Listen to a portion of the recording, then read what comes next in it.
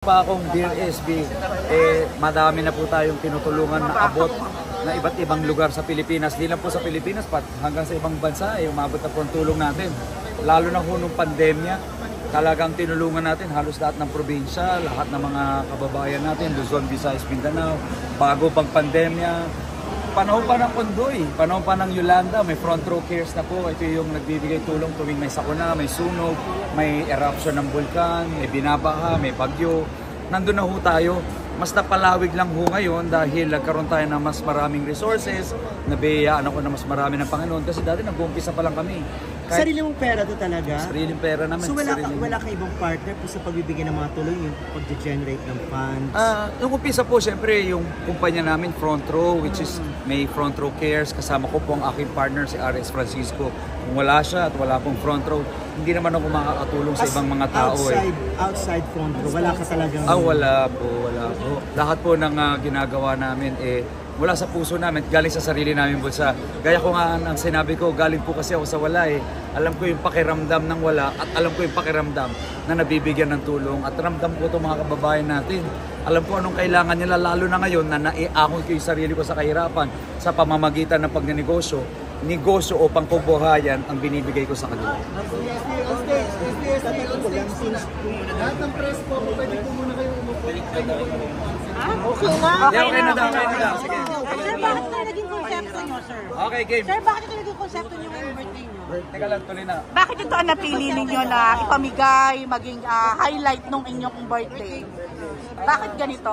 Show my card, kumbaga. Kasi ho, sa totoo lang, dahil ako isang negosyante, alam ko na negosyo magpapaahon sa mga pamumuhay ng ating mga kababayan naghihirap. Kaya negosyo po, kabuhayan ang binigay ko sa kanila, pati mga puhunan para tulong para sa kanila at kanilang pamilya. Ngayon, ito hong Show Maynila at Show May, sa dinami-dami ho kasi na binigay naming negosyo. Sabi ko nga, simula bigasan, vegetable store, parisan, sari-sari store, fishballan, pancake. Ang dami ko ng negosyong nabigay.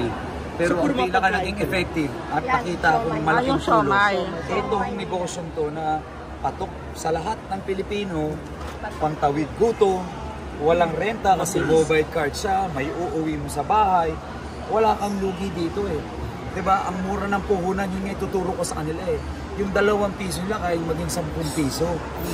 Diba? Saan ka makakita ng ganun at makakapagbenta ka sa simula pinakabata hanggang pinakamatanda kumakain ito.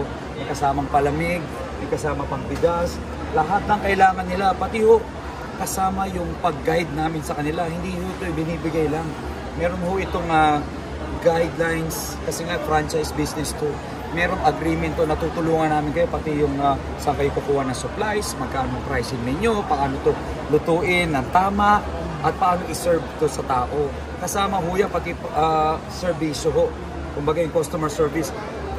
Tuturuan natin sila basically ng tamang pagnenegosyo. Pero more or less, magkano nung halaga ng isang card? Alam naman natin kung magkano mga franchise business Ayoko na po magbanggit but kasi sa franchise business na kompleto na po. Wala na silang iisipin, kinumpleto ko na para at least wala na rin silang isipin. Gaya nga ng sinabi ko kanina, pati pag-guide sa kanila every step of the way sa journey ng pagninegosyo, ako bahala sa kanila. Kasi yan ang kulang ng mga Pilipino yung pangmatagalan ng mga ginagawa. Minsan gusto nila mabilisan lang, maasa sa mga natatanggap nila na pangsandalian tulong. Ito pangmatagalan. Kaya ngayon, dahil special ang araw ngayon, sabi ko nga, lagi ako nagbibigay tuwing birthday ko. Tuwing episode ng Dear SB, may isang tinutulungan ngayon. 100 Pilipino ang binabago. Paano nyo napili yung 100 na yun? Bakit sila? Nagano po ako, yung mga sumusulat sa atin, nagko-comments, nagme-message. Nag-live po ako sa Facebook, saka sa TikTok. So, pina-comment ko sa kanila kung bakit sila yung deserving na matulungan.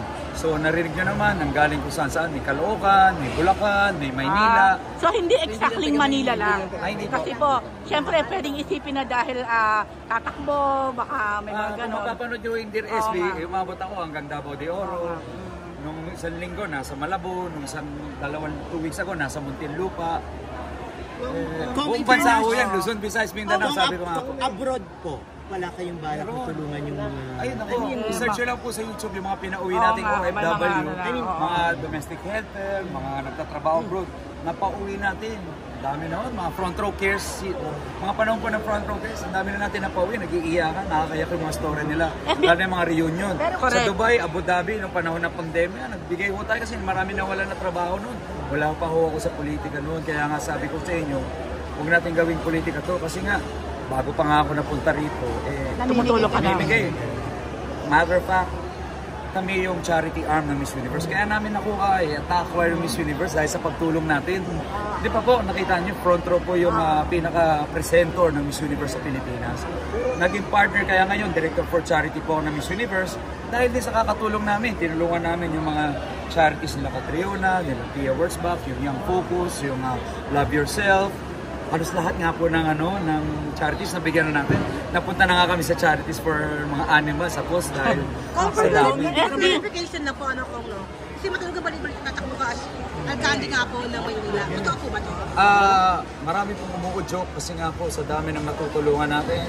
Sa pag-ikot ko sa buong Maynila, naghahangat ng pagbabago, naghahangat ng bagong liderato, at naghahangat ng mga ganitong klaseng tulong. Kasi po ang mga ginagawa kong tulong sa lugar namin sa Sampaloc, libreng pagamot, may mga mobile clinic na may mga x-ray, ultrasound, ECG, mahigit 6 na truck ang umiikot ho, araw-araw sa iba't ibang barangay, libreng serbisyo.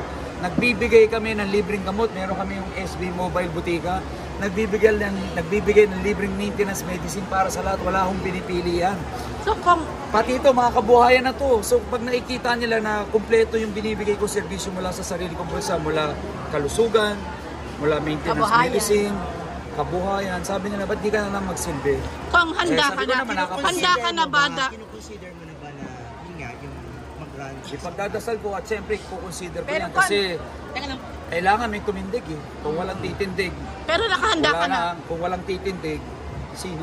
Kung nakahanda ka na ba? Kasi dito sa Maynila, parang medyo madugo din pagdating sa mga sa laban ng alkalde. Mabigat ang Nandiyan mga kalaban. babalik daw si Yorme, nandiyan yung si Acuña.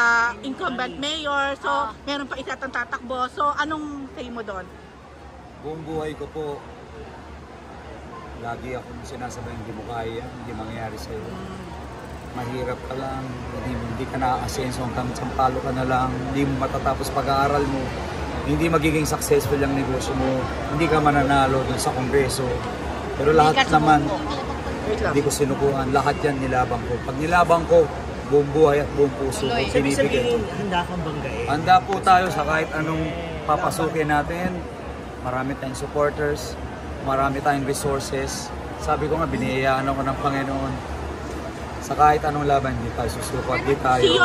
Si Yorme ang lumalabas na parang medyo leading dahil sa mga survey na lumalabas. Unang naniniwala ka ba sa survey? Pangalawa, ayun, yung Hindi ko alam makabangga. kasi kung nandun na ba ako sa survey. Nandun na. So kung mahaba pa ko eh. Wala pa nga home filing eh. 8 months pa bago magkaroon ng eleksyon.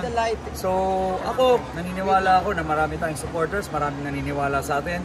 Kaya kung ano man ang hiling ng taong bayan, ano man ang gusto nila, kung gusto nila akong mamuno sa kanila, gusto ko nilang ipaglaban ko sa kanila, talagang ilalaban ko.